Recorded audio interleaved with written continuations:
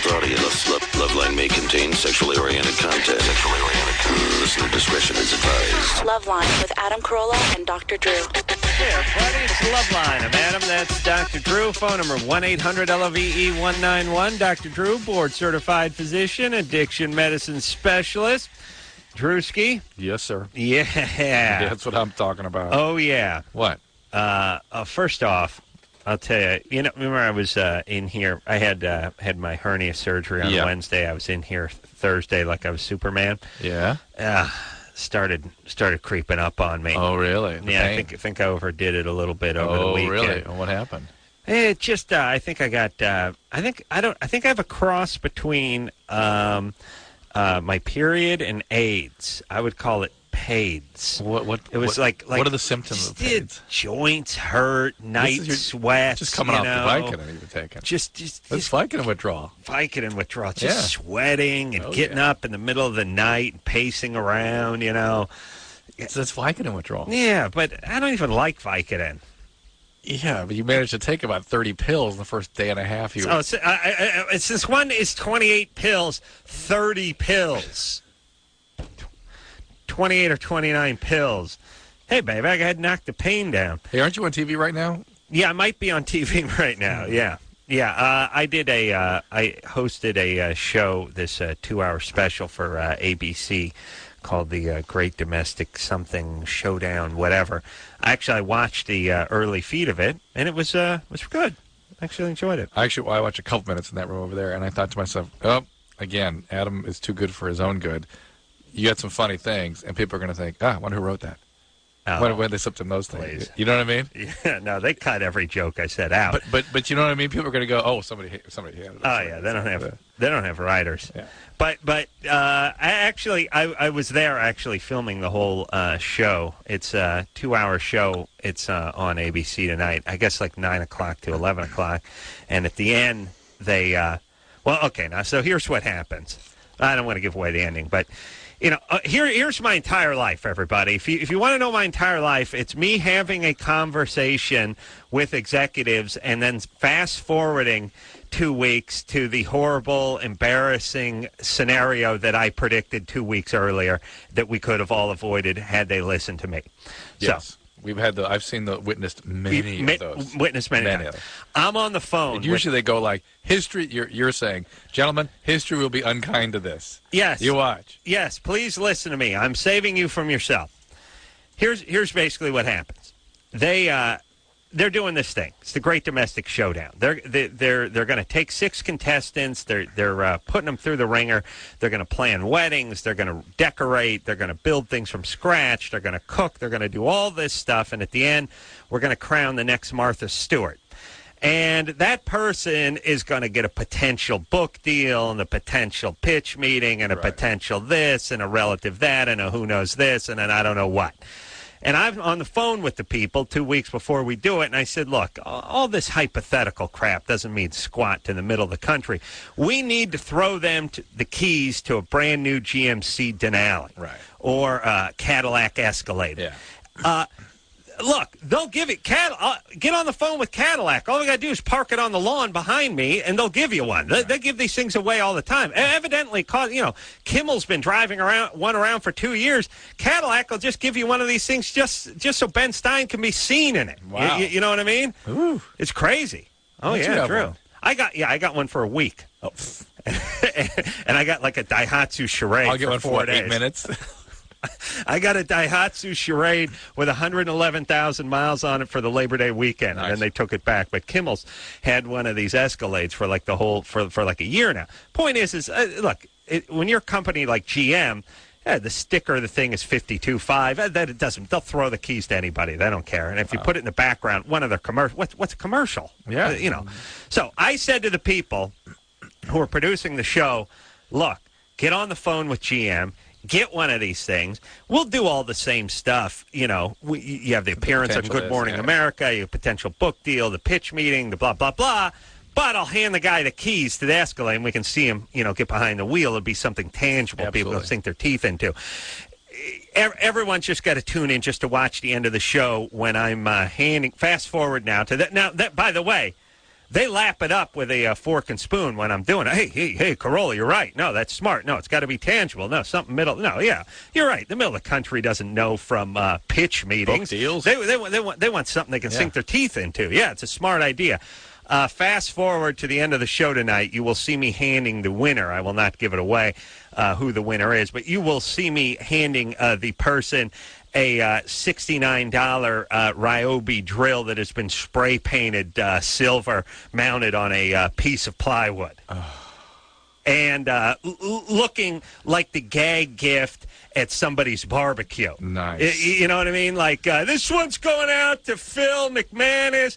Phil burnt the most burgers this year. Here you go, buddy. You get the golden drill. You know what I mean? I was like, and as they were handing it to me to hand it to these people, I was like, remember the Denali conversation we had? Yeah. Don't you think this looks like a joke? Yeah, it's lame. It's lame. Don't you wish we'd got the... Yeah, it would have been great. Yeah, because this is... Yeah, I agree. This is ridiculous. Okay.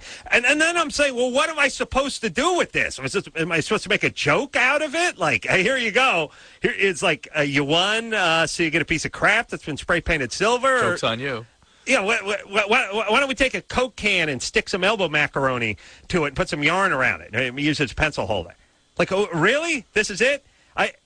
We'll watch a show and you put it on whatever at 11 o'clock at night or whenever the show ends.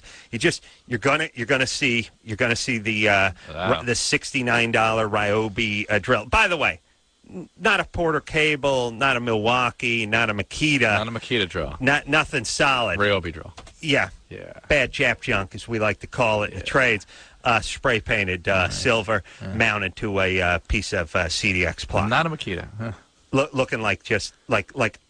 So when they handed it to me, I was like, really? I don't know what to do. It's embarrassing. Okay, fantastic. There we go. All right, good. Here we go. Good job. Great job, everybody. Fantastic. Listen to the Ace Man. All right, what's going on, Drew? But anyway, the show was actually decent. Computer's down. Computer's down tonight, everybody. So I'm going to talk for 2 hours. No. You're going to take this piece of paper and follow this direction. Going to line 2. Yeah. Drew, do not... Don't let you forget. Do not let me... Chris, that's your name, right? Do not let me forget at about 5 minutes to 11, we're going to see the handing over the coveted spray-painted plastic Ryobi drill. Amanda? Uh-oh. Well, we could you see, because the computer's out, we can't get the calls up. Amanda? And, there. Amanda? Hello? There we are. Yeah. Hold on, Drew. It sounded... That acting was worse than anything you ever did in New York Minute. That wasn't acting. And I know you weren't even acting. You're just like, right, because the computers are out, none of the calls will be up. Come on, Drew. Break it down. Break it down. Put some chutzpah into it. Let's go. Now sell it. Say what you just did, but sell it. Oh, my God. The computers are down. We'll never get the calls. All right. Hi, Amanda. It's good. Hello. What's happening? Not a lot. I just want to say, Dr. Drew, you are God. Oh, thank you, Amanda. Yes. If I were your age, I would do you. Ooh, that's very kind. Yeah.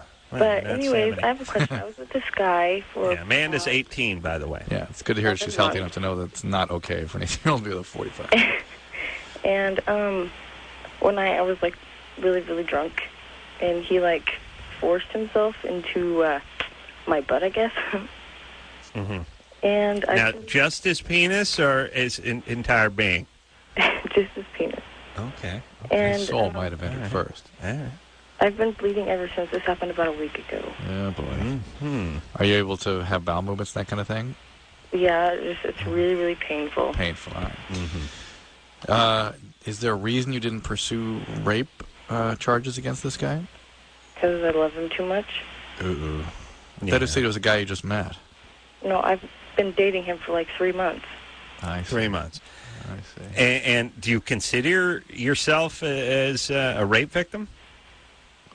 I don't know. It's happened too many times. I see. Oh, okay. And how old is he? He's 17. Say it again. How old?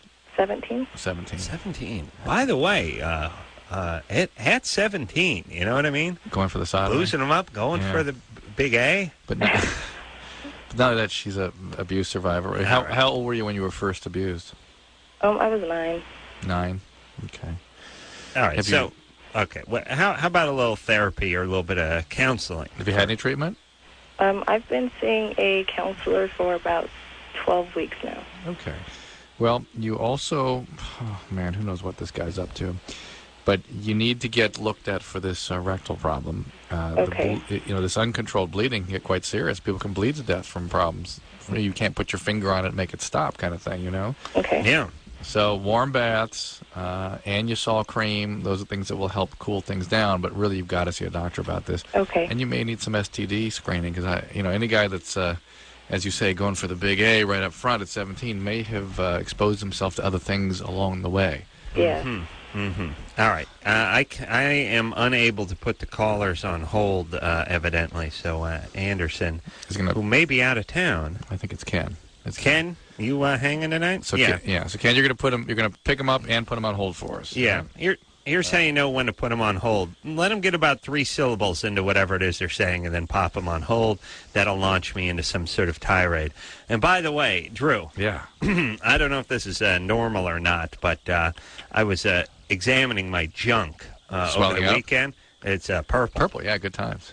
Yeah, it's it's got a nice shade, nice hue. It's good times. Yeah, it's like well, for God's sakes, I think I was like a nice Merlot. First of all, you want to cork it? I just don't want to get exposed to the bouquet, if you please. Oh my God! But the deal is, I'm still impressed, no matter how much Vicodin you were taking, that you were up and around Thursday. That to me is mind-boggling, based on how sick I was after. I was working on Thursday.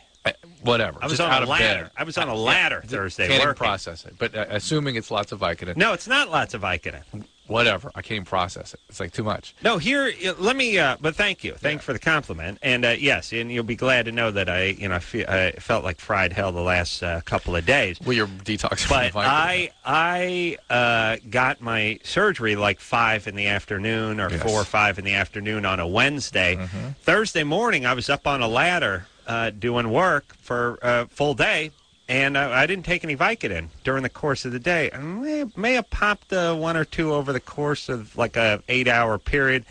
Not really. And also Vicodin, by the way, I don't think I could tell the difference if you asked me, did you take one an hour ago or did you take one or did you not take one? I mean, pain-wise, it might deaden the pain a little, but from a euphoria sort of standpoint, I can't tell the difference. Doesn't seem to do anything. Also, I think they give me did they give you kind of a low dosage? There is no low dose. There's a well, because Vicodin comes in 1 dose basically. Yeah, but they'll tell you like take a couple if one isn't doing the trick. Yeah. I don't feel anything on Vicodin. I don't know. True. Which is kind of a mixed blessing. I mean, obviously we can't become addicted. If you don't get euphoric from it, you don't go with it. Yeah, but you get depressed. I feel like crap. Why? On it? On it. I feel like just hell. I just can't even describe how I feel. It makes you a little antsy, right? It makes me tired and depressed. I just feel awful. Yeah. Just feel awful. You do a lot of. I'm really tired. I don't feel very good, so I'm going to stand up and walk around a little bit and then sit back down again. Well, you get that agitation. I don't get that. I just get that. I feel like fried hell. I wish I could die. Oh, really? Yeah. I wish I just. I got that. Oh, my nads hurt. I'm tired. I ache. I don't feel good. I'm going to stand up. I'm going to do 1 lap around the house, and I'm going to sit back down again and announce that my nards hurt.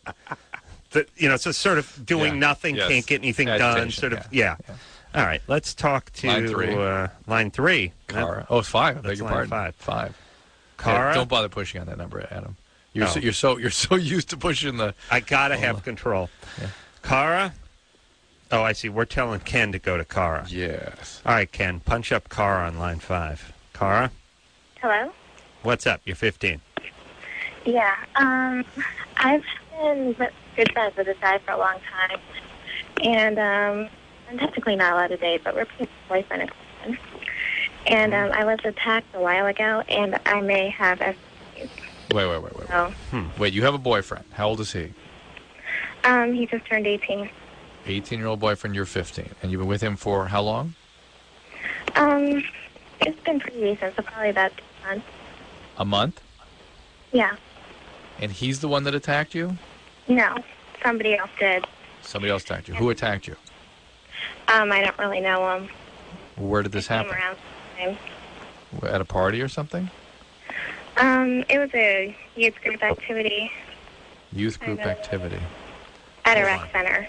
Put her on hold for a second, Ken. Everybody I talk to on the show almost feels like we're lost in the backwoods somewhere, and it's like that movie Southern Comfort or something. We wandered off the main highway, and we got ourselves into the bayou, and we pulled over, and there's some old-timer, and we're asking him how to get back to the road, but we don't exactly have an answer. Yeah. And he's like, "You shells ain't from around here, is you?" And we're like, "Excuse me, sir." We don't want to offend him. Right. We kind of feel like there's some jeopardy. There might be some trouble. Yeah. We're trying to get some information, but it's a little unclear what's going on. Something bad. Could happen. Like if this is a movie, something's coming. Right. About the next 15, 20 minutes. Yeah. We're heading down a dark road, but we never quite understand what they're saying. They are speaking English, but there's something that seems to be going on, maybe something with the dental work, something with the connection. Never quite understand what's going on. What you're getting at, though, is that our callers shroud everything in a cloud of not just mystery but confusion. Mm-hmm. It's how were you? Well, he's 18. Where did you be? Well, I see him around. Like just the well puts you off at the beginning. Half of it's technical, yeah. though. To be fair to the caller, our technical. Yeah, half of it's like a guy talking to a walkie-talkie on top of a windy mountain. Yeah. All right, Ken, put Cara back on. Let's see if we can get to the bottom of this. Cara? Yes. All right. So now then, let's see. Got attacked. You don't know who attacked you. Have a boyfriend. And the question is... Well, I was wondering if I should. But stop. Hold on a second. That's the just other thing. That part. 1,000. But that sort of puts you back on your heels. Like, huh, what? Like you're like, I'm confused now. All right. Why was that there? What's the question? Or I will have Engineer Ken hang up on you. Okay. No, there you go. Now I don't know if she's talking and there's a technical problem or she hung up. All right. All right, fantastic. Look, Drew, let's just let's go to best of. Line 3. Let's go to Line best 3. Of. Let's go to best of. Let's go to best of, or let's have me talk about Red Arrow. Alma. All right. Hi. Hey, what's up? Not much. I just want to tell you guys are great. All my friends listen to you guys. Dr. Drew, I read your book. Absolutely amazing. It inspired me to write a research paper on drug addiction and sexual abuse. God bless you. Thank you so much. Where were you working? Excuse me? Where are you working? I mean, it was for an English class. Oh, fantastic. Which I scored a 98% on. So it was absolutely amazing. Thank you very much. God bless you. My pleasure. What's happening? I just had a question about anal sex. Mm-hmm. That's my people. Yeah. Yeah?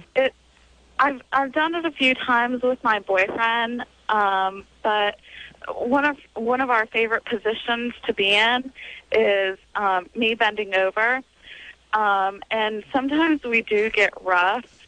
And Adam, excuse me. Go right yes, ahead. sometimes you get rough. Yes, and now it's happened twice that he's accidentally gone in the wrong hole. While we're going fast, so it's been very painful. Wait. Whoa. Hold on. If you're having vigorous anal sex and you hit the wrong hole, that's the eye socket. That's the right hole. We were having vaginal sex. It slipped out. I see. Out of nowhere, it was anal. So, okay. Pow. That's right. Yeah. That's the title of my next book. Yeah. So it caught us by surprise. Shot by Cupid's anal arrow. Yeah. It's happened. It's happened to the best of us. It sounds like a Fear and Loathing book. Out of nowhere, it was anal. Right, but you do like anal. Yes, I do. But this was too traumatizing. Yeah. Too traumatic. Yes. It scared me of it. It shocked. It shocked me. And it was painful.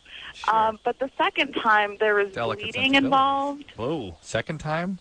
Yeah. Yes. It happened once a few months ago, and then for the second time a few weeks ago. All right. Well, this is it could be a problem. You need to see you should see a proctologist about it, frankly, because the problem with this is you can tear, you can cause hemorrhoids, and you can cause stricturing.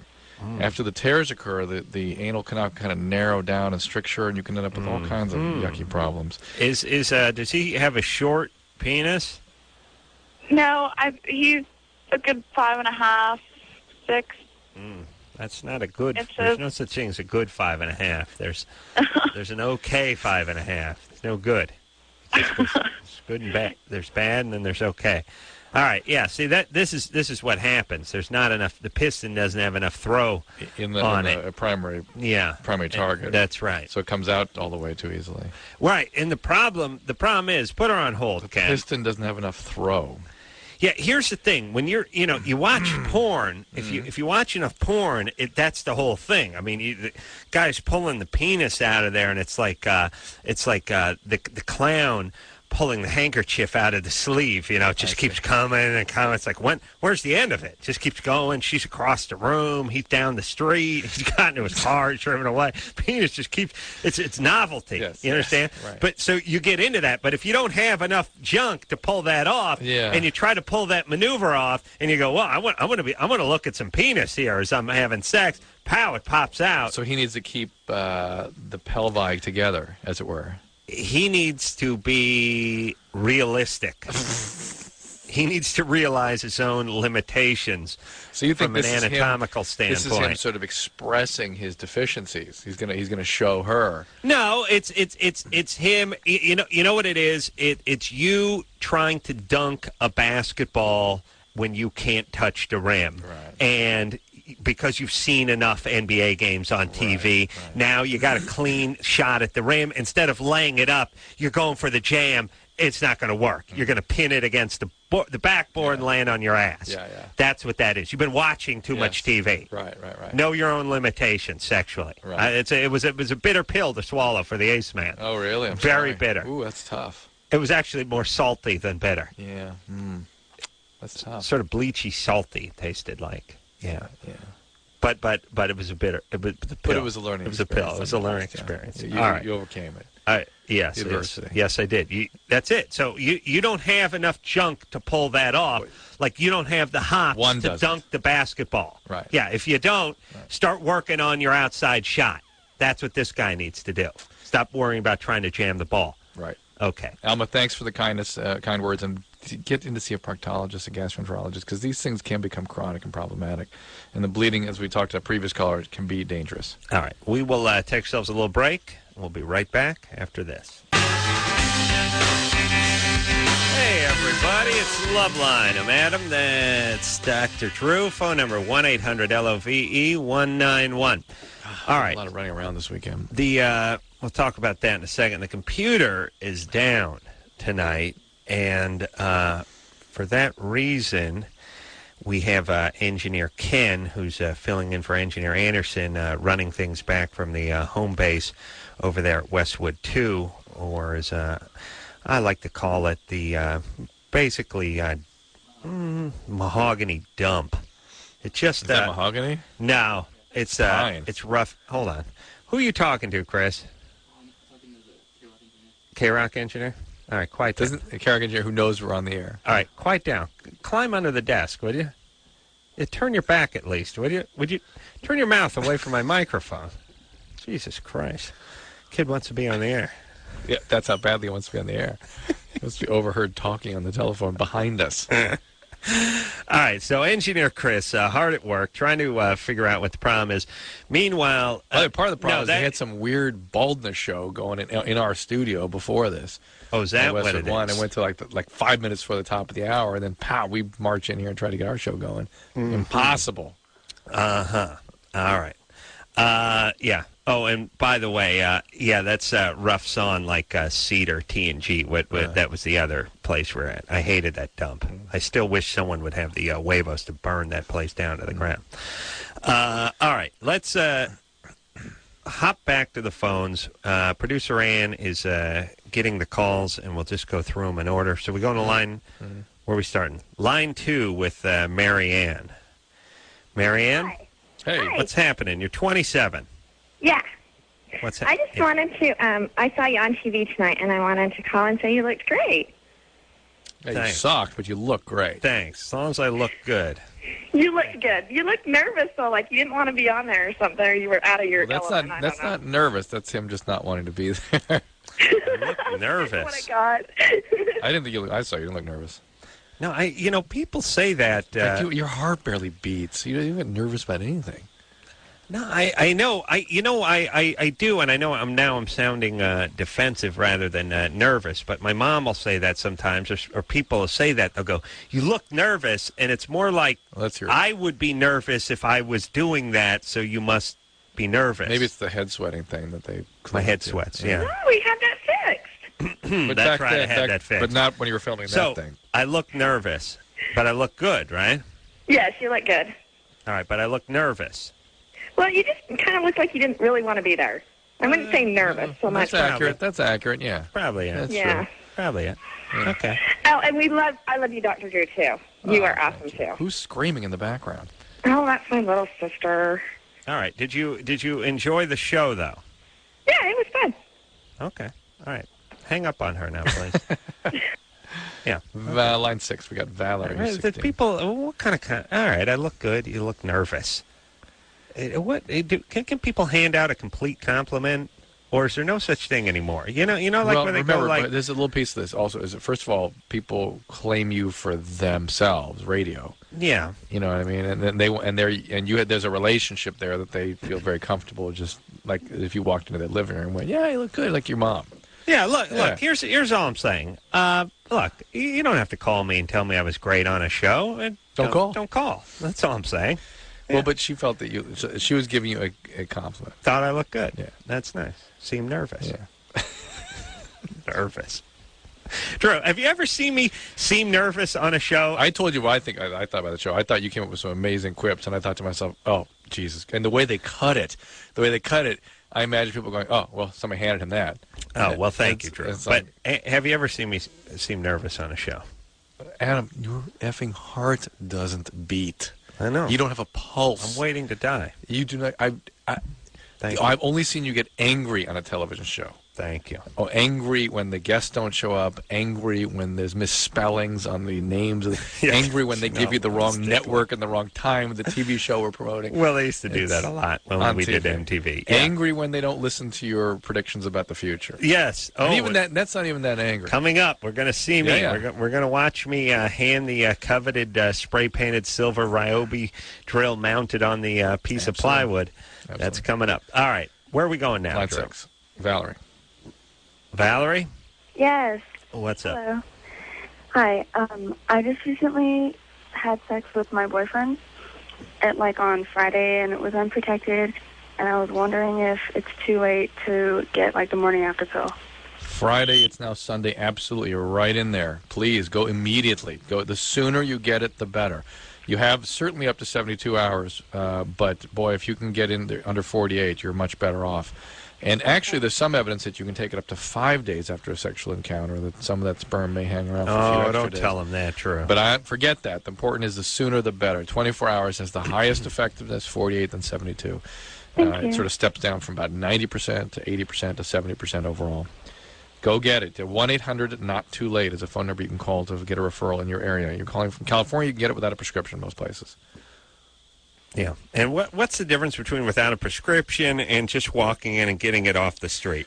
Over the counter, you still have to have a pharmacy who's sort of signed up with a doctor's license to be able to issue it with educational material and stuff like that. Yeah, I don't understand that. And I don't understand how you're supposed to know which one or which pharmacist has that. And by the way, that's why you call that number. I don't understand how you're supposed to understand a pharmacist. 1-800-NOT too late. Number 2 late. I would love to. Here's what I would love to do. I would love to do a game show that just took place in Los Angeles called Los Angeles Pharmacist and Nurse. We line up pharmacists and gas station attendants. And gas station. Well, I don't need to understand that. Okay. We line up pharmacists. I don't need to understand. They yell at you, and actually they don't talk. They just throw change at you. Right. You give them $5. They give you a Snickers bar and $4.10, and then give you that die infidel look through the 8 inches protective Nomex glass. And by the way, I'm never sure. I'm always assuming that's to protect me from them. I know the bulletproof glass is theoretically so I don't do anything to them. I always look at it as to keep them in their. You feel a little more secure with them behind it, don't you? Yeah, one of these days, what I'm going to do one day. Go to one of these 76 stations out here in Los Angeles. I'm going to shove a chair up against the door so they can't get out. Then I'm going to take a garden hose and I'm going to shove it into the slot where you feed the money. And I'm going to fill it up. I'm going to fill it up like a tank. Yeah. And I'm going to be yelling at them the whole time. Say thank you, come again. And they'll be going, no, no, no. And at the end, I'll stop the hose and they'll be just like inches from the ceiling. Just the face will be up against the ceiling. They're trying to breathe. Say thank you, come again, and I'll take the hose out. No! No! And okay, I'm going to drown you. I don't care! Drown me! And I'm just going to turn the hose off. I don't even think you'd get that kind of volitional response. It'd be more like, it's just like, huh, huh. No, I think they'd just be yelling. Yeah, they would be floating in the water, giving you the bird and throwing change at you. Yeah. And probably taking a sign and scribbling down like their last thing would be F you with a Sharpie on the glass. Yeah. Okay.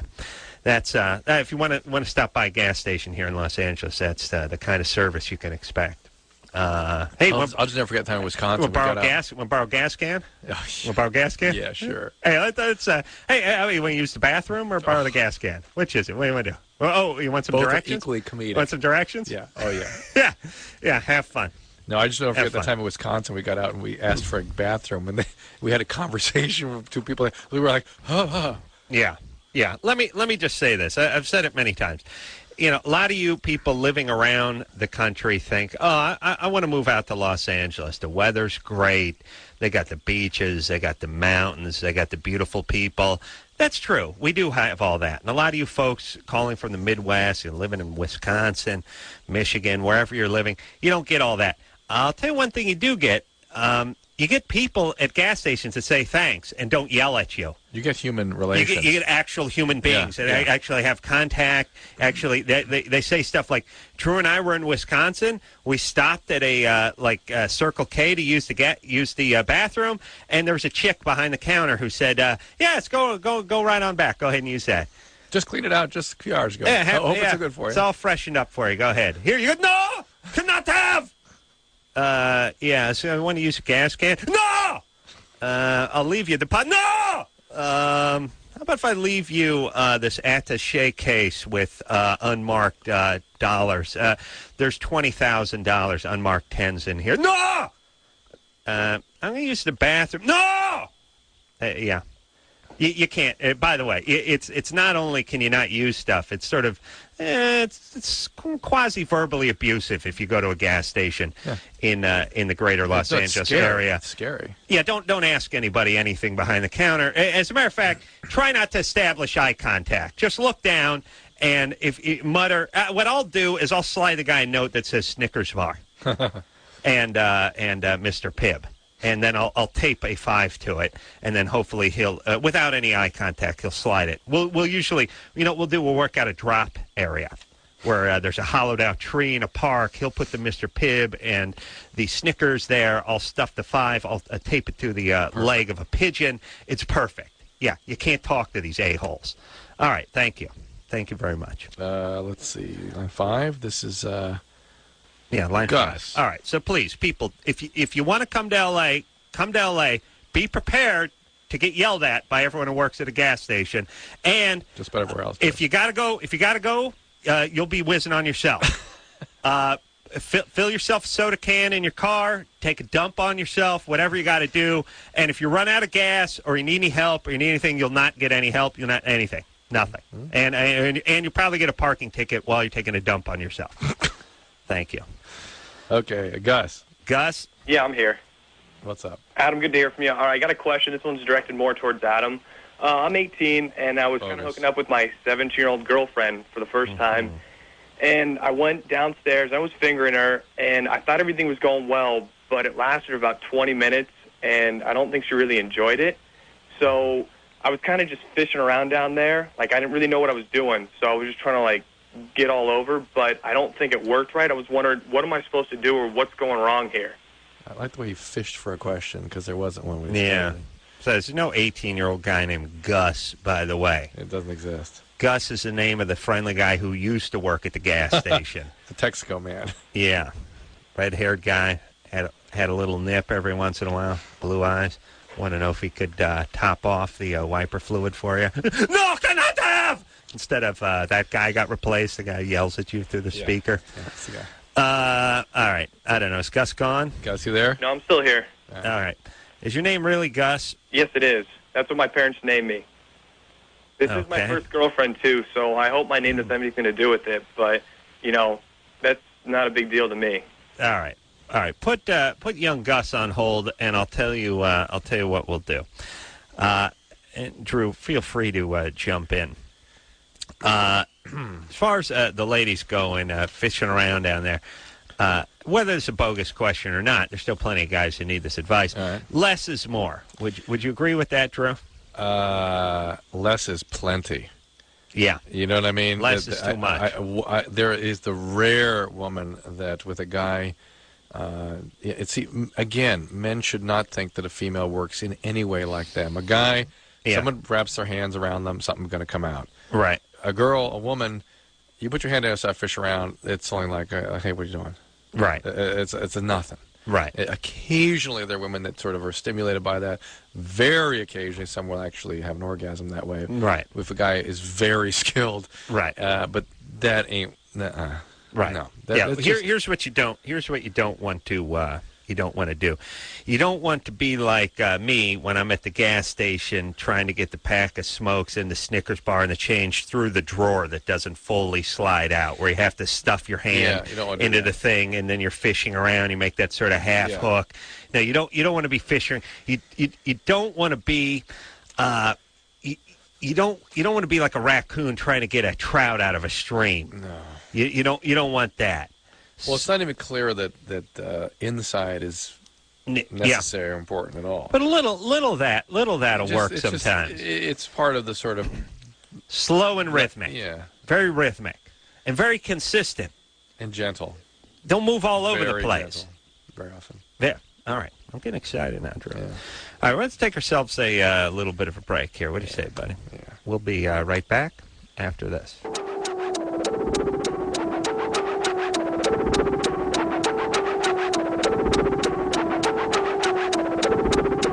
Hey, everybody, it's the Loveline. I'm Adam. That's Dr. Drew over there. Phone number 1-800-LOVE-191. Having a little trouble with our computer tonight, so we're running it in via producer Ann. Drew has the calls lined up, and he can just tell me what line to hit next. Line 5.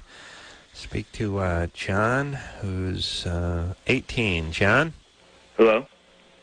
John? Caller who goes by John. Hey, this is John from Ohio. That's right. John, you need to smoke less pot, dude. What? Okay. Hey, John, ask your question or Engineer Ken is going to hang up on you.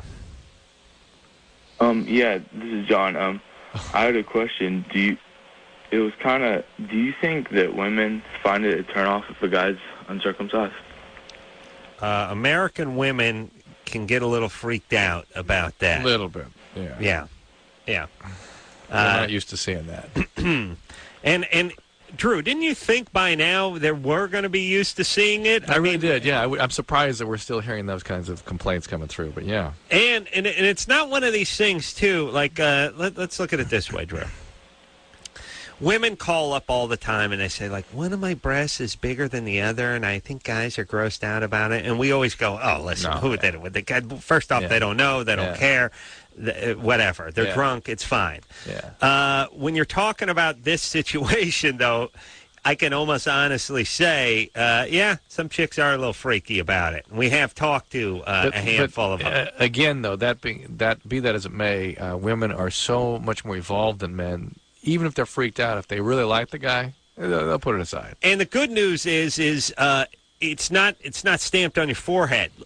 You know what I mean? We don't remove the skin from your eyelids. It's like they can't tell, until the penis comes out. Most guys have prepuce just under their chin. Yeah, it's just tattooed right there. like Prepuce, yeah. So the point is if you have a few dates, you do a normal courtship, you guys have some mutual interests, you fall in love and all that. By the time she finds out about it, it doesn't become too big a hurdle. Yeah. Yes? That's right. Yes. That's what I'm talking about. All right. So love will conquer all, and easy on the weed. Yeah, John. All right. Dude. Now who are we talking to? Let's talk to Amy, who is on line 4. Amy? Hello? How old's Amy? She's 16. Hi, I'm 16. What's happening, baby doll? Okay, yesterday, I had sex with my, the guy I'm dating with, 2 days ago, right? Mm-hmm. And yesterday I experienced some itching in around my vagina, and it was burning. Mm-hmm. But I didn't really take it much in consideration because it wasn't really that bad until today, where my clitoris swelled up so big, and it hurt so bad, and I was red, and there was bumps all over the place. Mm-hmm. I started crying because I couldn't take the pain anymore. What was the part that swole up? The clitoris. And it was around my vagina, it was white. It looked like cheese. It wasn't disgusting. Mm-hmm. Good times. So, I don't know, what it is, or, I don't know. It may just be I'm always amazed that people that are having sex don't know the basic sort of operation of the genital vehicle. No. You know what I'm saying? Look, the people that know the terrain have the least sex.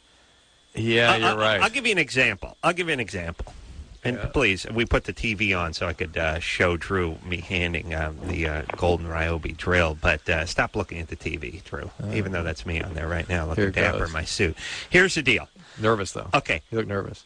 Look at me. I'm a mess. You look nervous. We're watching the TV, and I'm watching you on TV right now, too. Yeah, making a toast. Okay. But look, you see my hand shaking, right? Nervous. You look like you don't want to be there, dog. That's true. Because I know wherever you are, you don't want to be there. Drew, look at me now. You don't want to be here. Okay. Chris, you see what I look like now? That's the look of me not wanting to be here. Okay. Here's my point. Yeah. In life, this is how it works. The guys who know the most about sports, the most about statistics, don't play sports. The most are the worst at it. Yeah. Always. Yeah. And I love the great big black athlete. The guy's got a 42-inch vertical leap. He can bench press 500 pounds. His coach is what are you doing, Drew? Hold on, stop pointing. His coach is like Mike Ditka, and he has no idea that the guy even played in the NFL. Yeah, of course. That's how it works. Yeah. Whereas the super nerdy guy, this guy knows the stats, knows everything, right. knows. He knows that the vagina works too. This is the irony of it. Yeah. So the guys who are having sex don't know. The guys that don't do know. Yeah. Okay. All right. So Amy, Same here's with the deal. women. By the way. This is a new boyfriend you're having sex with? No, we've been together for 2 years. It's about to be 3 years. And was he a virgin too when he had sex with you? No, he wasn't. How old is he? He's 17 right now. And does he have any herpes or history of sexually transmitted? No, nothing. We've been together so long. I've never experienced anything till right now. All right. Well, here's the deal. This is probably just a plain old yeast infection. So you go to the grocery store and you get some yeast medication. You start up right away. If that doesn't work, you got to see a doctor because herpes can present like this too. Well, what I did is went to the grocery store and I bought some yeast infection cream to help relieve ease the pain, but it didn't help at all. It still burned, it still itched. It may not be yeast then. Did you put it inside? You use the applicator and put it inside? Yeah, it had the little oval thing and I put it inside of me. Oh, you use a suppository. Yeah, I use. No, go get the cream. Get the cream because you can put the cream all over the outside and stuff too. Yeah. Get the cream. Put the applicator full of cream. Use it on the outside. And if it's not better in about 24 hours, you've got to see a doctor about it because it could be herpes. They should have a yeast medication fogger where you just put it in there, you pull the ripcord on the thing, and it's just like a holiday That fogger. is the other thing, is that there are medication, a pill you can take. It's called the diflucan. You take one pill and it takes care of the whole thing. And sometimes the creams and whatnot aren't quite strong enough to handle it. But give it a 24-hour shot, okay? All right. The other sexually transmitted diseases, too, like even herpes and chlamydia. I beg your pardon, gonorrhea and chlamydia can sometimes present like what she's describing as well. Yeah, it's a good time. So, Adam, I saw you holding that GD drill. It's actually the drill. Yes. And they cut the commercial instantly as soon as you walked over with it. Well, don't worry, because we'll be back. We're going to take a break. Drew and I are going to watch my TV show. I'm going to show them the piss poor drill they gave me. Spray painted, still still sticky, by the way, because the prop guy just spray painted it silver. And by the way, is there anything that screams cheese more than something that's plastic that's been spray painted silver? Yeah. Like hey, it's a trophy. We're gonna take this porous plastic thing. We're gonna spray paint it gold or silver, mounted on a piece of CDX ply you handed to the guy. Absurd. It's comical. Novelty, but weird novelty. Yeah. Like it's a joke with no punchline. Like okay, couldn't have given him the keys to the Denali. It's always like, are you kidding? That you don't know how to react. That was my reaction. Thank you. All right, we're going to take a break. We'll be right back. Hey, everybody, it's Loveline. I'm Adam. That is Dr. Drew over there. Just watched the finale, my TV special, where I handed him the $40 cordless drill that was spray painted silver. All right, thank you. Drew, any sentimental thoughts? Value into the billions. Any thoughts about that? Yeah. Any thoughts? History will be unkind. Any thoughts about my conversations with them about what to give them earlier in the week? No, something's never changed. All right. I'm just going to stop. I should just... You know what? You know why? Because I curse things. I realize I curse them by bringing them up. Yeah. I'm the kind of guy who says, oh, no. Don't leave the car out. They'll turn the sprinklers on and it'll get... And yes. I actually force the sprinklers to come on. I create it must be. I'm going to stop talking. Yeah. That's it. All right. No more talking. Talk to Amanda. No, I'm not talking. I'm talking. Because you're not talking. I'm going to talk to Amanda. Yeah, but I'm not talking anymore. I hear you not talking. I'm jinxing I hear you not talking. Amanda, line 6. Amanda. Hello? Yeah. Hi. What's happening, baby doll? How old is Amanda? 18? Yeah. What's up, baby doll? Hi. Okay, recently I've been having sex with my boyfriend, and sometimes he doesn't wear a condom, and like lately, the last time we had sex, he wore a condom, and every single time he's worn a condom, afterwards I get this pain whenever I go pee. Yeah, that happens sometimes. You sort of irritate the urethra. Does that pain keep going? I mean, and I don't get off when he uses condoms either. You don't have an orgasm when he's using a condom? Well, yeah. But you will... Wait, whoa. Do you normally have an orgasm with intercourse? When he doesn't wear one, I do. Really? Yeah. What is it about the condom then that prevents it? Huh? What is it about the condom that prevents it? I don't know. I don't know. I have absolutely no clue, but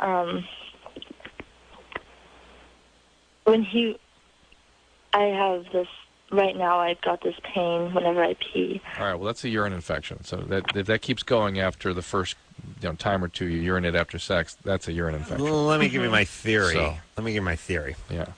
It never happened in the other time. All right. Well, now you have one. Yeah. Now you have a urinary tract infection. It needs to be treated before it gets to your kidney and causes a problem. It drives me insane when people but I never had it before. Yeah, okay, now you have an appendicitis. How could that be? I've never had that before.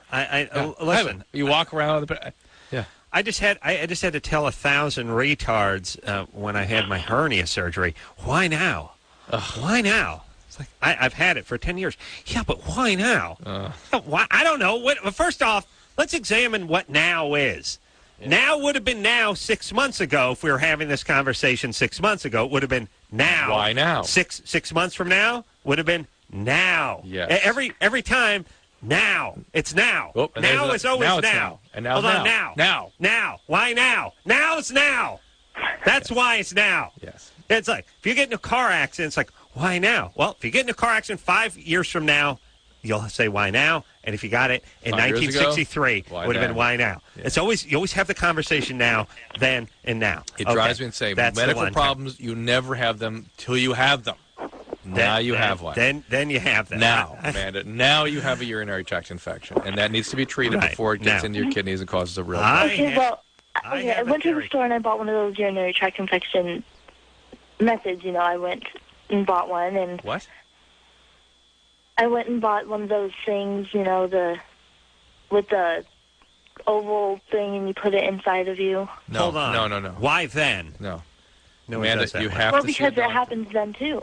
You have to Why now? Amanda, listen. Mm-hmm. You have to see a doctor, and you have to get on antibiotics. Do you understand that? Why now, Drew? Why do you have to have this conversation with her now? Do you understand that? Yeah. Okay, that's what you need to do. I have a theory. About what? About Amanda and the urinary tract infection. A non-lubricated condom, or at least a condom that's. She has to try different brands because some of them can irritate the urethra, and if the urethra is being irritated, you can be prone to infection. But are you on any other form of birth control? Actually, no, I'm not. Right. So here's the thing: the guy pulls out the other times, but that's when she has orgasm. Yeah. Yeah, he pulls out. So he's taking it easy. He's not having. Put her on hold, by the way. Ken, he doesn't have sex with impunity. You see what I mean? So what he's doing is he's got that something could slip out, I could knock her up sex, which isn't the freewheeling sex. This is sex without a net. Yes. You see, when he puts the condom on, he bangs the bejesus out of her. Yes. Therefore, she gets the this infection. Is interesting. This is actually really interesting. Thank wait you. a minute. Thank you. That is a potentially accurate male interpretation. Thank you. But let me put a female spin on it. Why now? That is, women find sex more erotic and more arousing when there is the potential of creating a baby. And maybe that potential is getting her to the point where she's able to have I'm not talking about the orgasm. Oh. No, you're not listening You're to me talking about now. the urinary tract infection. I'm talking about that's a retarded theory if you're talking about the orgasm. But yes, your orgasm theory is fine. There's a potential for an actual baby, so therefore they're closer to orgasm. Yeah. Yes.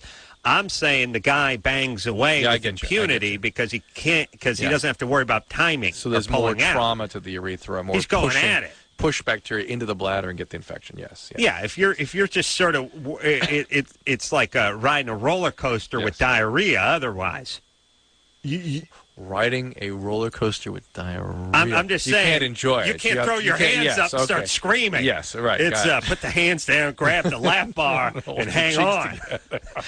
And sit on a newspaper. By the way, I'm never contemplating riding a roller coaster with diarrhea, but now that you've mentioned it, that will be a reference of mine for many different conditions of life. Having sex without a condom is like riding a roller coaster. Yes. You cannot just throw those hands up and start screaming. Here we go. Here. Hold on, I got something. I'll let a nice fart go. Hey, can you light tonight? No, I'm not wearing jeans.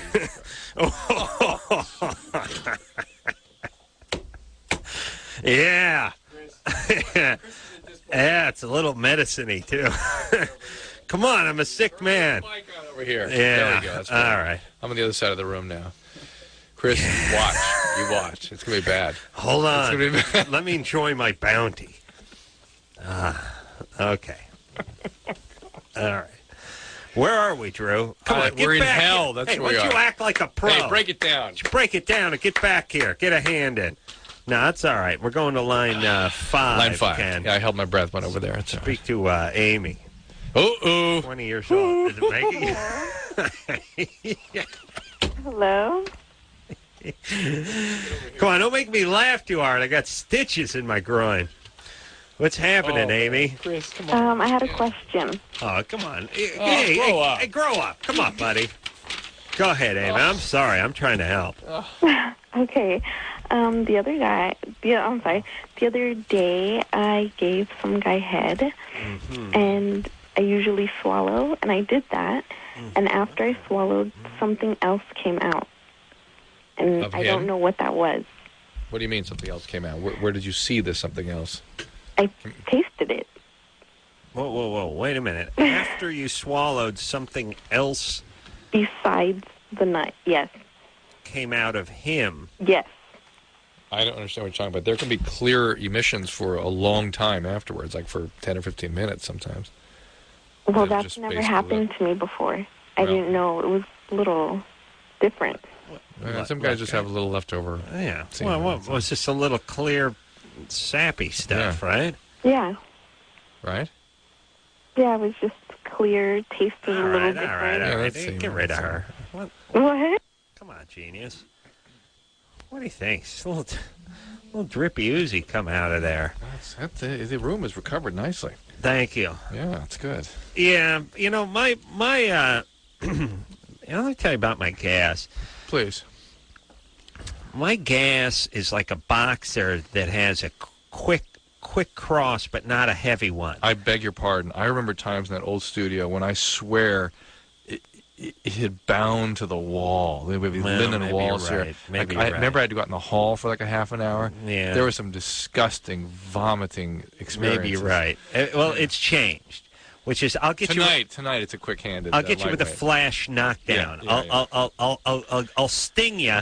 I'll knock you down, but you'll pop back up on your feet. That's tonight. Yeah. You're not out of it. Yeah. No. Last time we went through this, it was brutal. Yeah. Brutal. Yeah. Well, you know what you're getting. You're getting a little medicine fart tonight. Yeah. You know? Well, thank you. Yeah. Thank you for providing us with that. Mm-hmm. This is now line 3, Christina, who's 14. Christina? Hello. What's happening?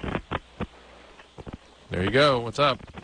I don't know if you can hear me. Can you hear me? Yes. Not very well. Okay. I had a boyfriend. He's 18 and I'm 15. And he lives in Tennessee because I live in Tennessee, but I came out here to visit my dad. And my best friend told me he was cheating on me. And I don't know who to believe. Why would your best friend tell you that? What's in it for her if it were untrue? Because she said that he told her that. Well, I know, but Drew, ask the question again. Why would she lie to you? I don't know why. No. Do you think she hates you and wants to make you miserable? Or she cares about you, wants to warn you about something she's heard? I think I believe her, but I'm not sure. All right, Ken, hang up on Christine because the phone line is driving me nuts. Here's the deal. An 18-year-old with a 15-year-old is not likely to last. That 18-year-old is going to stray, for sure. Yeah, for sure. The other thing, too, is people do this all the time where they say, like, my sister-in-law, my best friend, my hairstylist, my sister, my brother said so-and-so is cheating. I don't know whether to believe him or not. Yeah. Well, here's what you got to ask yourself. Why are they saying it? Right. Why would What's in it for them? Yeah, why in the world would they say it if it were untrue? And here's what they do. It's like, well, my best friend says he's cheating, but he says he's not. So we got one of the Mexican standoffs, 50-50. Yeah. No. He's always going to say he's not. He's going to say he's not, and what is her motivation? Now, it's one thing if somebody has a crush on him, somebody's trying to sabotage you, someone's trying to get you fired from work or something like that. Rare. But that's rare. When you here's what you got to look at. Everybody. It's all motive. This is how cops solve crime. Yeah. That's all they do. They find the wife dead. They go see who the benefactor is on the insurance policy. 99% of the time, it's that guy. They just go find the person, find where the motivation is. If you got a girlfriend who doesn't like this guy, doesn't know this guy, he just said she was cheating, he was cheating, and she tells you that's just a best friend being a best friend, and he's cheating. Even George Washington used to have something called self-interest. He said people operate from self-interest. What's in it for them? Oh, absolutely. And that's how you get the answer to and just walked in here and give questions. us some new calls, and I just smelled juicy fruit. Yeah, is that what that is? Is that juicy fruit? You chewing gum? It's a sucker. Oh, chewing a sucker. It smells better than the fart, Adam. It was just such a breath of fresh air. It smells better than what? Here's what did you say? It smelled better than the fart. Oh.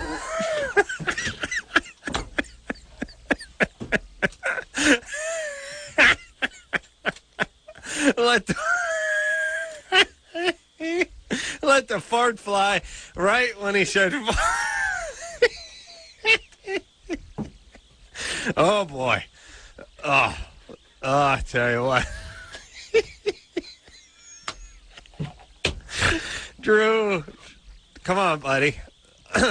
Let's go now. We got kids to help. Let's get a hand and spray it down. Yeah. Whew, Lord. Yeah. You know what that is? Let me tell you what's going on. What is that? Let me tell you what's going on. That's Beelzebub. No, that's what that is. I'll tell you what. That's Vicodin and nectarines. I got a nectarine tree. I'm harvesting the bounty of that nectarine tree. It's like the horn of plenty. I got nectarines coming out the wazoo. Literally, it's solid. And nectarine. It's great. Yeah. I'll tell you the Vicodin. Vicodin will give you a little medicine-y gas. You know what I mean? It constipates, and so. Constipates. So you better watch out. All right. All right. Yeah. All right. We Break cool? it down. This is, line 6. We have Rebecca. Rebecca's 20? 21. Yes, 21. What's happening, What's Rebecca? What's happening? Yeah. Well, basically, one of my best friends, I've known him for a really long time. We were, I don't know if you want to call it dating in junior high school. We met each other in junior high. We started seeing each other back then all the way up until the middle of high school. We lost our virginity to each other. We're just like, our birthdays are really close. We're really good friends.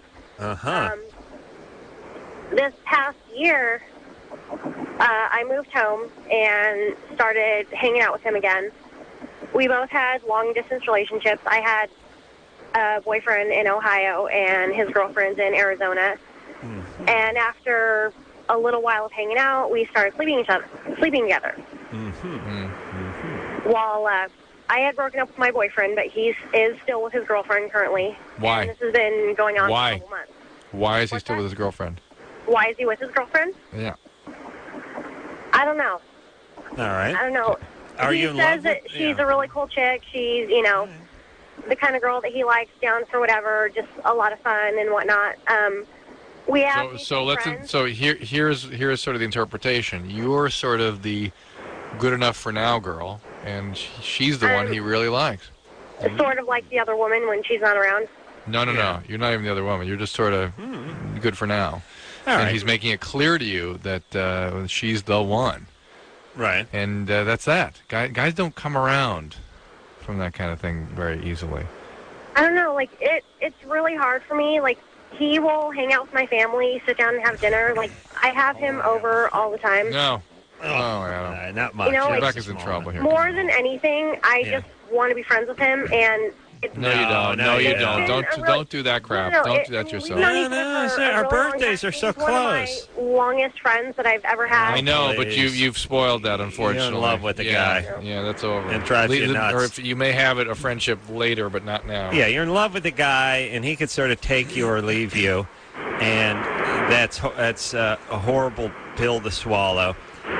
Especially when there also is a friendship, and I'm sure he does value you as a friend, but only as a friend. Yeah. All right. So, what's your plan, Rebecca? I don't know. Sometimes I feel like I don't know what's going on. Like, I don't plan on anything with him. Like, we had an understanding from the beginning that this started happening that it was just that we knew each other very well. We cared about each other. We knew where each other has been. Rebecca, here's the deal. I can feel you rejecting what we're telling you. And not only that, you're being very explicit that the relationship was based on his parameters. His parameters at Rebecca. Hang on a second. Hang on, Rebecca. Listen to us, please. That his parameters were, this is not going to be a relationship, I'm not going to get romantically involved, and he has been as good as his word. And so for you to say things like, I don't know what's going on here, is just denial and obfuscation. It's you trying to defend against the reality. The reality is, he has been clear with you, this is not a romantic relationship, it is not a romantic relationship, and you better pull out, you better get away from this, because it's gonna hurt. No, it's probably too late for that. Well, but the longer she waits... too late for the hurt part. Yeah, I mean, the longer she waits, the more destructive And it's gonna here's be. the thing, Rebecca, and please, be honest. If he wanted to be boyfriend and girlfriend, you guys would be boyfriend and girlfriend in a heartbeat. Instantly. Okay? He doesn't want that, and he's not going to get to that point. And you do want that, and you won't admit it, and it's gonna break your heart. It's not really that I want it. Like, I'm still young. I don't want to get married at this point, and we have, we both don't want to get married at this point. But it's kind of like you would like him to be have your a boyfriend. girlfriend, and Rebecca, we're not even talking about marriage. We're just wants talking you about to be his boyfriend. You would like to be boyfriend and girlfriend. He is. That is not the thing kind is, of like, feeling I've always had a boyfriend and not even needed to or wanted to. It just hang up on it, and just go do whatever you want then, and stop bothering us. You 21-year-old know-it-all from where the hell is she from? Valencia. She is so defended. And I know. Listen, all you screwball chicks out there that are on your sort of sexual maintenance program with your so-called friends, and you're all up in your head. And no, I don't want. I've never spoke to one of you that didn't want more. Yep. You want more. That's why you're calling. You're heartbroken that this guy's not going to dump his girlfriend and you to can't be believe with you. that because he has sex with you, he doesn't share the same experience or feelings when you're having sex. He doesn't. He doesn't. That's the fact. He is having sex, period. And men can do that. They can just have sex. And they're very happy with that. Yes. They're delighted that you to provide that for them. But that doesn't mean they have any other heavier feelings. And this guy is being exquisitely honest and clear with you. Right. And you're trying to talk yourself into the same feelings that he has, and you don't. You're in a different place. Yes. And it ain't going to work. Well, and he's not. And then you're in a different place. It's called being a woman. Yeah. The next level is, well, then he's going to come around to where I am, because how could he possibly not? Right. No. Guys don't do that. They don't do that. And you don't want to jeopardize the friendship. Oh, please. Forget about that. You're in love with the guy. If you didn't want to jeopardize the friendship, you wouldn't have had sex with him in the first place. Right. And by the way, I love the fact that these people are like, he's my dearest, oldest, best friend. We have amazing sex. I'm not in love with him. Yeah. Really? He's the world's greatest guy. He's your oldest friend, and you're having can't live without him. Gobs of intercourse with him, but you don't want to be boyfriend and girlfriend with the guy? No, that you're dying to. It breaks your heart that you're not, and you just need to admit it. So, what are you going to do? You got to stop having sex with the guy. Got to pull out for a while. Be away from the guy for a while. And start having a relationship with somebody who actually does reciprocate your feelings. Now, if you come from a weird family history where dad never was available for you and you need to be in that longing state, sort of the what's Carrie Bradshaw condition in Sex and the City, where the unavailable guy is the most alluring romantic thing on earth, that's sick. Yes. That needs help. All right. And look, don't call us and try to convince us of your BS. Call your stupid friends and work on them. They'll believe you. They will. Yeah, because they'll go, but we've been friends. Yeah. Call other radio shows too. They'll buy it. Yeah, talk to them. Don't bother us. I got bigger fish to fry. I got to fart up the studio. I got to watch myself with no sound on TV. I got stuff to do here, Drew. Whoa. It's game on. It is game on. Chris, what's going on? $10 an hour. You should be getting hazardous duty pay tonight. And when I say duty, combat pay. I mean duty. Get it, Drew? Duty. You said duty. I said duty. All right, let's clear out of here. Yeah, please. I'm sickening my own self. Yeah. All right, we'll take a quick break. We'll be right back.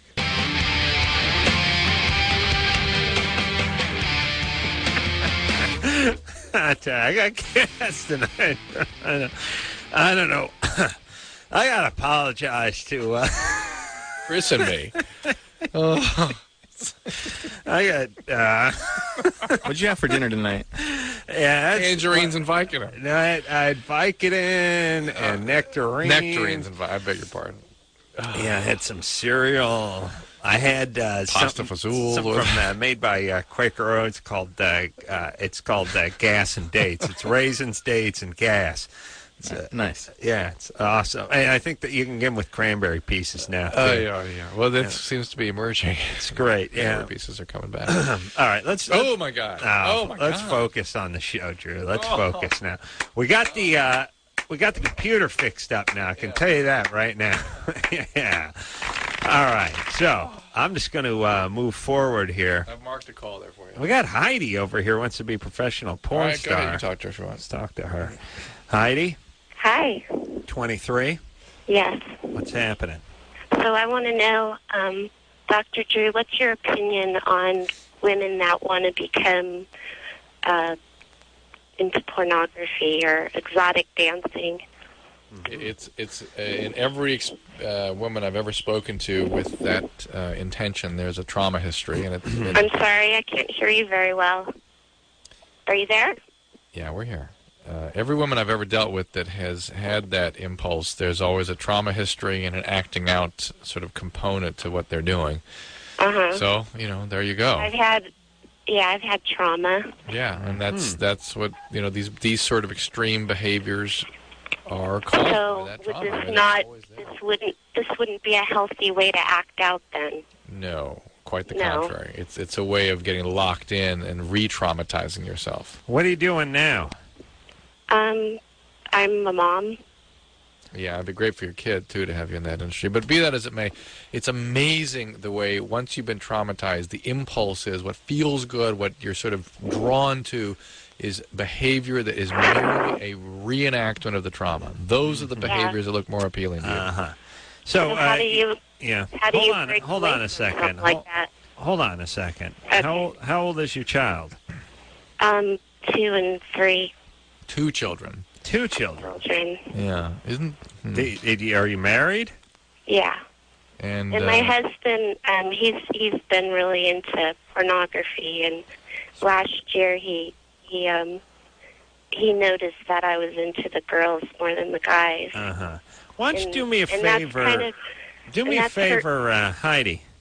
I'm sorry? Yeah, with the kids. Why don't you do me a favor? Why don't you pack them into one of those potato cannons and just fire them toward the closest farm field, maybe the land in the barn of like a good-natured farmer, so they can have a choice instead of you two idiots raising them. Just a goat or something could. There's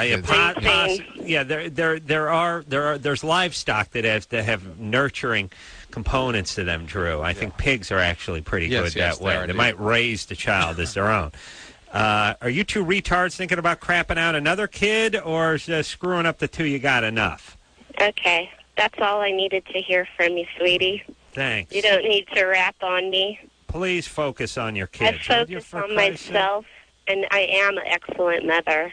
Well, if you were excellent, you would not be considering the behavior you're considering.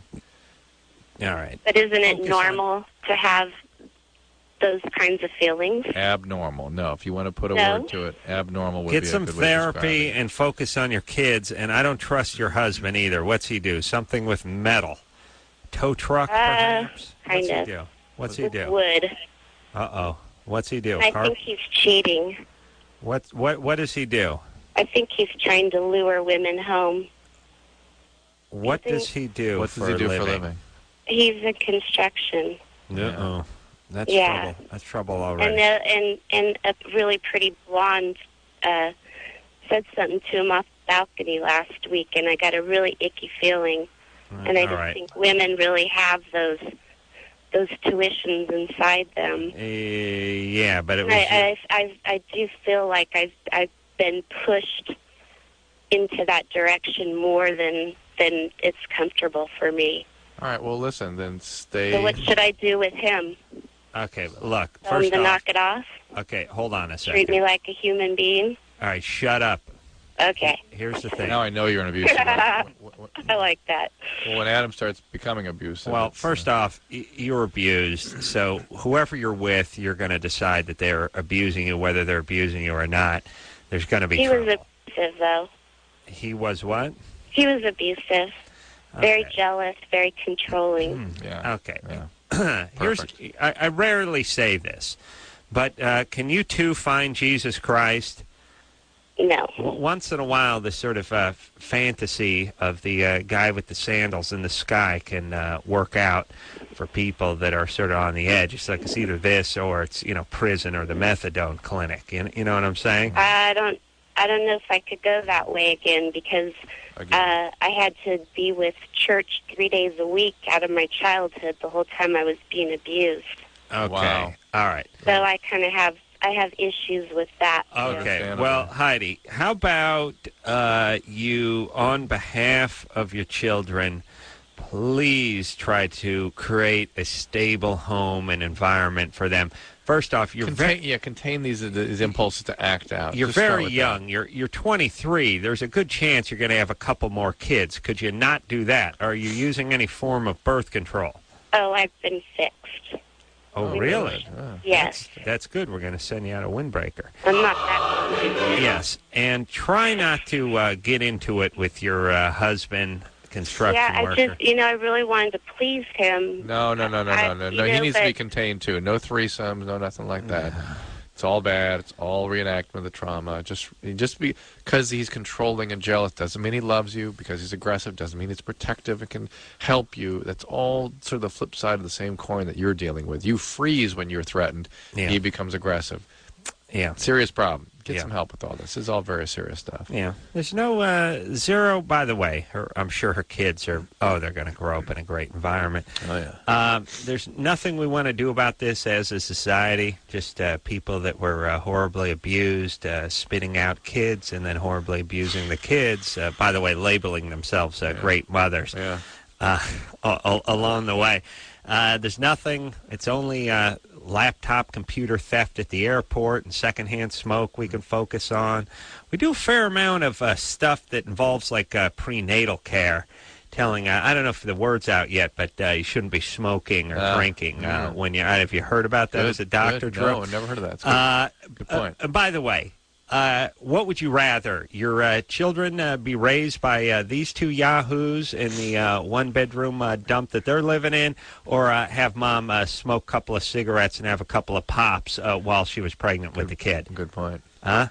Yeah, I would reckon that most of presidents we've had thus far, moms had a couple of belts and a couple of butts while the kid, the next pres, was inside of them. Yeah. What would you rather, that or grow up having a kid with Heidi and hubby, having mom and dad have a threesome in the next room of the paper thin walled condo? Huh? Jeez. You know what I'm saying? Yeah. Is zero focus on that? Don't want to get into that at all? No. Hey, if you were abused, how about we start finding the people that did come from the abusive environments? See if we can get them a little help. See if we can give them a little focus. See if we can steer them away from some of the troubles, some of the abusive relationships that we know they're going to have in the future.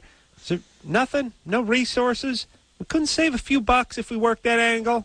And by the way, these kids, you think they're going to be paying taxes? Jesus Christ. It drives me nuts. I don't understand what we focus on in this country, and I don't understand the attention that's given certain things, and then the other things we're completely blind to.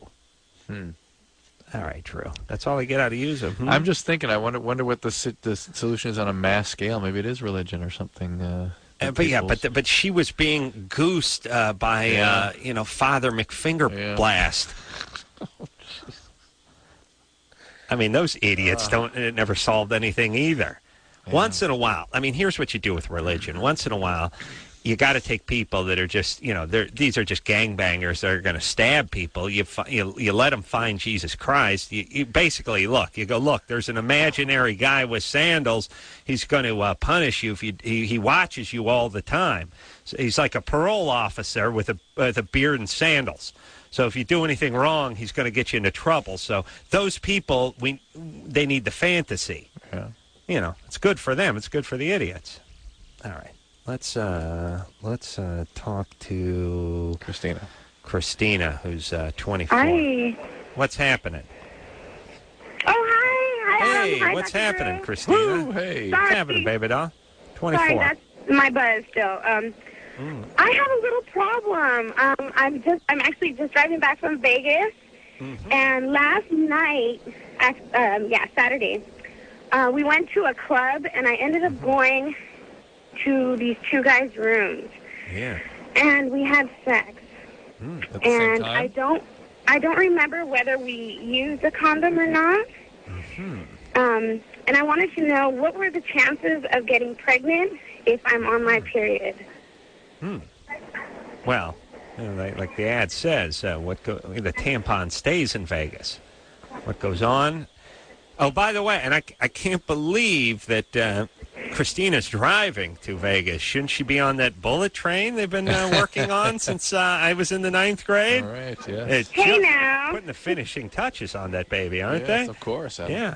But I'm not driving. I'm a passenger. I have someone driving for me. Yeah. Okay. That is a concrete thinking there. Fantastic. And you had sex with two different guys in the same room, or is this over the course of the evening?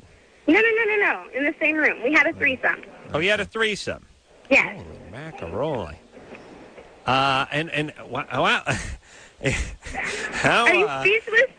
Yeah. You're speechless, Adam. I'm sorry. No, that's all right. That's all right. Hold on a second. she driving home from Vegas. That's like, I'm coming home from Vegas. Okay, how you getting home? I'm driving. Okay, I put on 10 pounds. So I said I start them all at 1:30. So here's how much, like 1:30. I'm driving home from Vegas. Okay, got you at 1:40 now. And I fly. Had sex with a guy I met at a club. Okay, now I got you at 1:50. I was on my period. Oh, we're at 1:65 now. Actually, there are two of the guys. Okay, we're at 3:10. It just kept packing. It just kept ballooning up, Drew. I can't help it. I know it's sad. Christina? That's mean, Adam. I know, but you got a little extra ass on you, yeah? Yeah, I got an ass. And I got some boobies. Yeah, that's what we're focusing on. All right. Hey, get a hand in. Break it down, because I like them boobies. All right. So you probably won't get pregnant if you're on your period. Probably. It's possible, but probably not. Wasn't a little a threesome on the period? Was a little bit messy? Dicey. What? A little. I don't remember, to be honest with you, because I was a little intoxicated. Oh, okay. All right. Yeah. Hold on a second. I got a picture, like the maid probably walked in and did the oh my God, Hail so Mary, Mother of Grace, kind of like, I like thought a hooker had been stabbed. Picture the maid walking in, and she's like, oh, holy Christ! It's like, what the hell? What the hell went on here? Just to get the full image of this. Okay. I'm guessing it was off the Riviera. strip. Off the strip. Christina? Yes? What joint were you in? What hotel were you in? We were at the Rio. Yeah. All right. That's a good time. Well, off the strip, right? Yeah. All right. Why? All right. So we don't think you're going to get pregnant because you're more worried about an STD. Yeah, more worried about the STD, and we're not now. Although I would still take the morning after pill, I really would. So to do so. Yeah. So I should go get the morning after pill. Yeah, right. I think it's a good idea. It's right. never a bad idea. You know what I'm Okay. saying? Right. If you can get pregnant anytime during your cycle, certainly right. Much less likely during your period, but why not just get the protection? And who are the guys, by the way? Were they there, just on vacation? I believe they said they were from Colorado. Uh-huh. I don't remember. All right. I don't remember much of that night, to be honest. Right. Probably best. A good thing? Probably a good thing. This was a good thing? Are you okay with this whole experience? Yeah, it was. Well, I guess. All right. Okay. I have no complaints. No complaints. All right, baby doll. Just take it easy.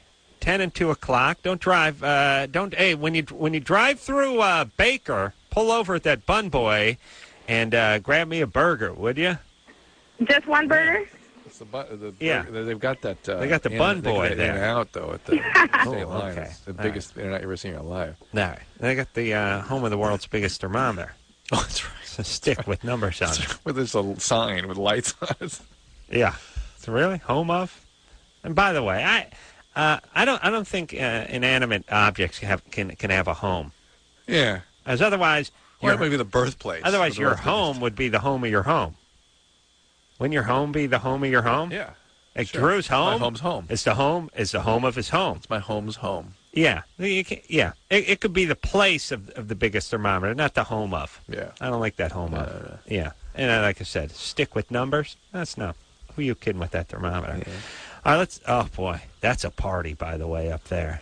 Got a big gal. You see, women with the big ass, too, they go right for the jugs, too. It's like, yeah, you got a big ass. Big jugs! Go right for the jugs. Oh, those cowboys. They probably got in a little bit over their head. So to speak. Yeah. I got to believe there was a little mini bar raping going on, too. It was like once they realized she was on the rag, it was like, Bob, open the mini bar. That's $13 for that Jaeger. Don't worry about it. But no, don't take time to unscrew the cap. Just bust it open. Gonna need a little shot of that. All right, let's go. I'm going in. That's a party. All right, let's take a break, Drew. We'll take a... They're going to finish that bullet train, by the way, from L.A. to Vegas any day now. Any minute. Yeah. I mean, they're probably, I don't know where the Golden Spike's got to be going in somewhere out in the desert, somewhere around Edwards Air Force Base. Any minute now, they're going to finish that thing. It's been on the, probably done. It'll be done. Done by the time the show's over. All right, we'll take a quick break. We'll be right back.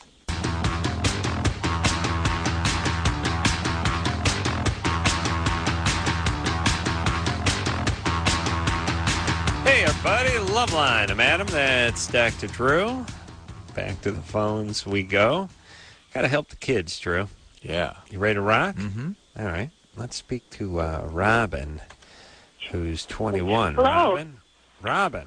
Hi. Hey. Hey, yeah, I have a question. Yeah. All right. I need your guys' help. All right. Can you hear me? Yeah, we got you.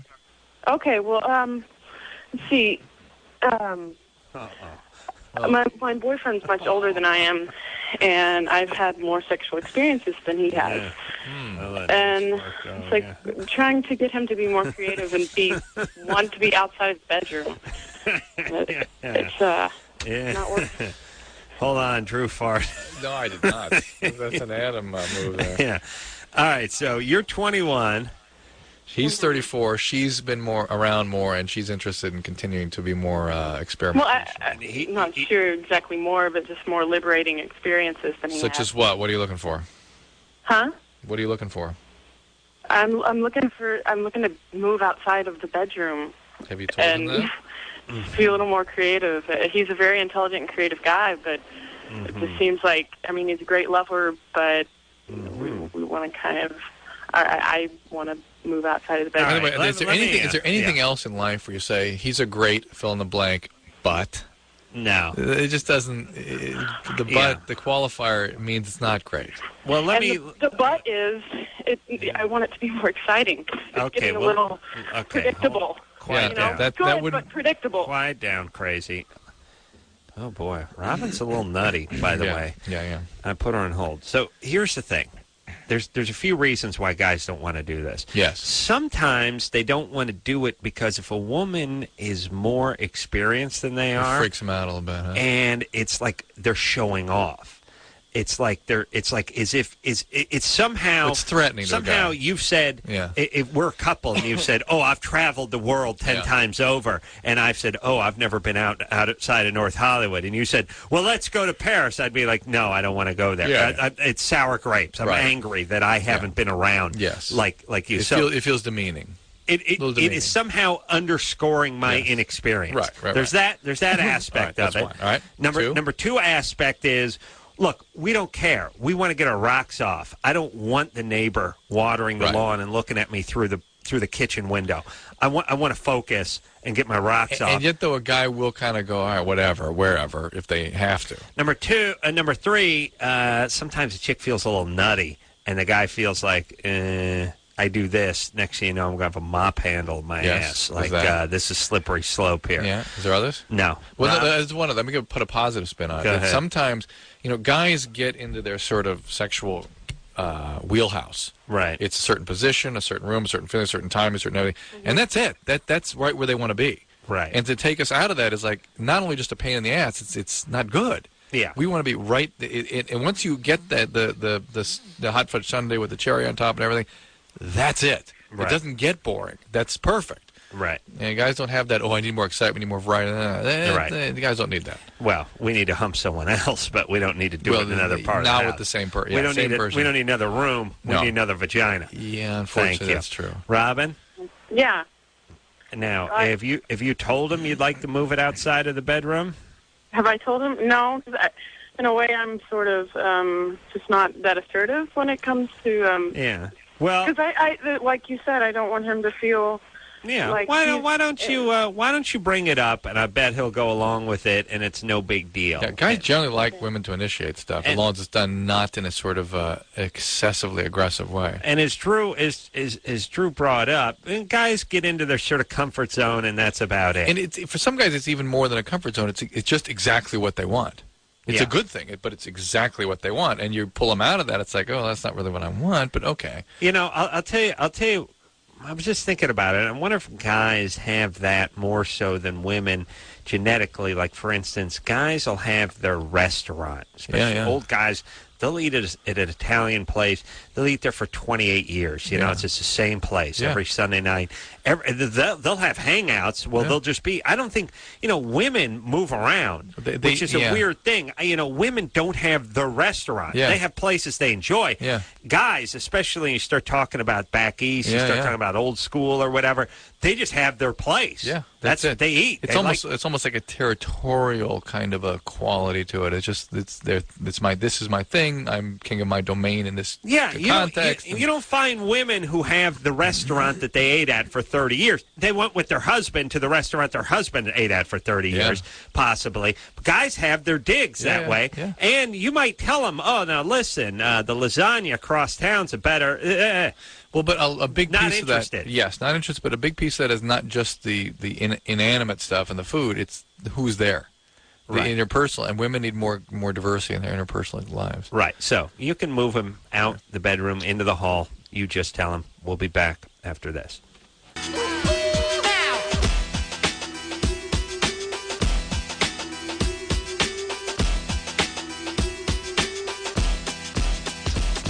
Well, that's the show. Thank you all for listening. And a special thanks to producer Ann, who was shuttling pieces of paper in and out of the studio all night long because the computer was on the fritz. And tell crack engineer Chris, when I say crack, I mean he smokes crack. Until he plugged it in and made it work. I don't mean he's good. I mean he's on crack. Plugged it in and made it all better.